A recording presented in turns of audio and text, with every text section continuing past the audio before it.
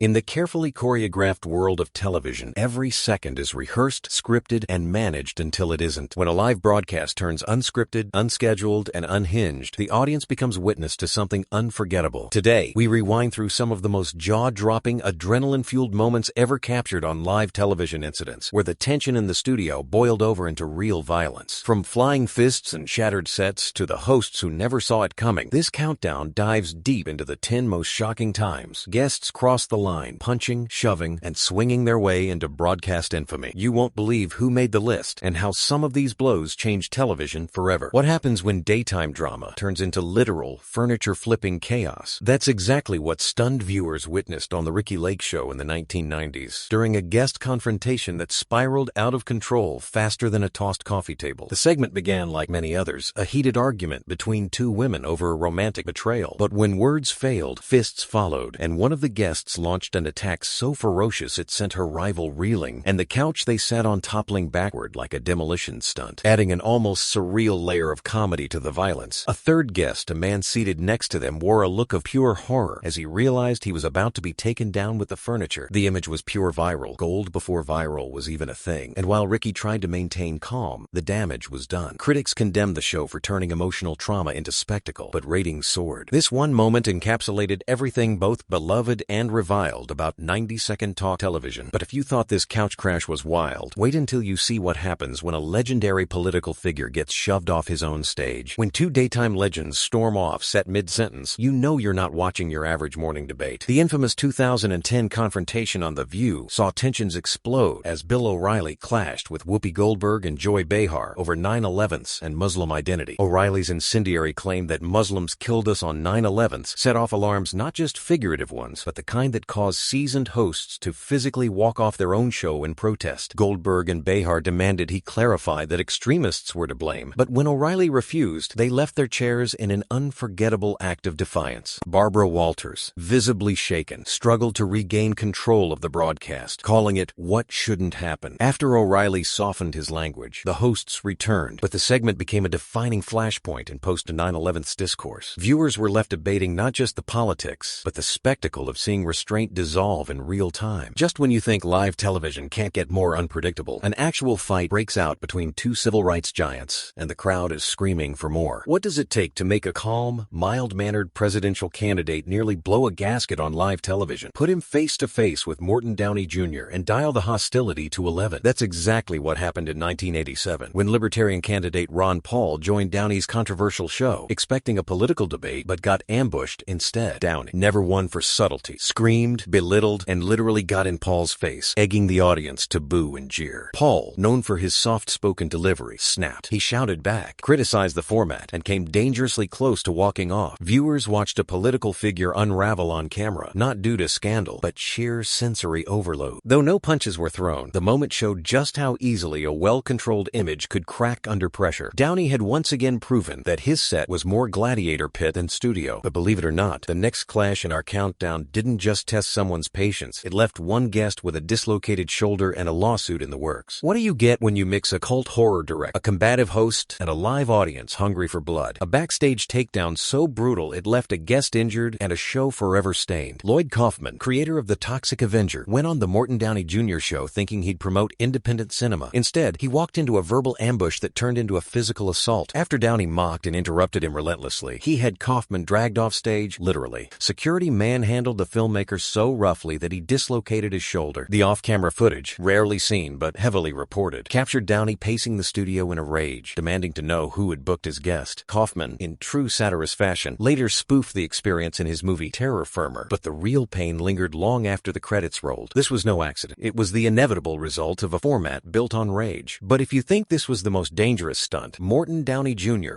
wait until we revisit a moment where a guest didn't just get dragged, he got shoved out of his chair, live on stage, in front of thousands of screaming spectators. Could a show built entirely around fighting actually become a cultural phenomenon? Only if it's the Jerry Springer Show. During its peak in the 90s, the show was less talk, more trauma, a place where cheating lovers, secret siblings, and explosive confessions predictably ended in punches, screams, and flying chairs. While Jerry himself often played the amused referee, his stage became a war zone, and security guards were more recognizable than some guests. The violence was so rampant that the producers capitalized capitalized on it, selling uncensored, too hot for television VHS tapes that fans devoured. But behind the shock and laughter were real bruises, blood, and sometimes legal consequences. Rumors suggested fights were staged, but the physical injuries told another story. Springer's signature, "Take care of yourself and each other," sign-off became a surreal punchline after 45 minutes of chaos. Think this was the height of trash television? You haven't seen anything until someone throws a metal bowl directly at the host's head and lands the hit. When the guy known for breaking up fights gets taken down himself, you know things have gone too far. Steve Wilkos, former Chicago cop and Springer bodyguard, thought his show could channel intensity into resolution until a guest snapped and hurled a metal mixing bowl straight at his face. It struck him squarely, knocking him down and momentarily blinding him. For a man built like a linebacker, it was a stunning vulnerability. The moment sent shockwaves through the audience and crew, prompting the producers to bolt all potential weapons, yes, including bowls to the set furniture. Wilkos, dazed but defiant, insisted on finishing the episode, blood pressure rising but eyes steeled. The moment went viral, cementing his reputation as a tough guy, but also reminding everyone that being a host doesn't mean being safe. If you thought kitchenware was the peak of improvised weapons, just wait until we show you how a live studio audience can become a riot and take the host down in the process. You might think talk shows reached their lowest point in the age of clickbait, but the real bottom may have come decades earlier with Morton Downey Jr. and his appalling treatment of Kelly Evers. On the surface, it was a segment about faith and identity. In practice, it was televised humiliation. Downey, never subtle, berated Evers, who identified as a stripper for God, calling her slurs, thrusting his pelvis at her, and yanking away her mic. The crowd, desensitized by shock television, cheered. Evers looked stunned, like a deer in headlights, but she never lashed back. She sued Downey for $40 million.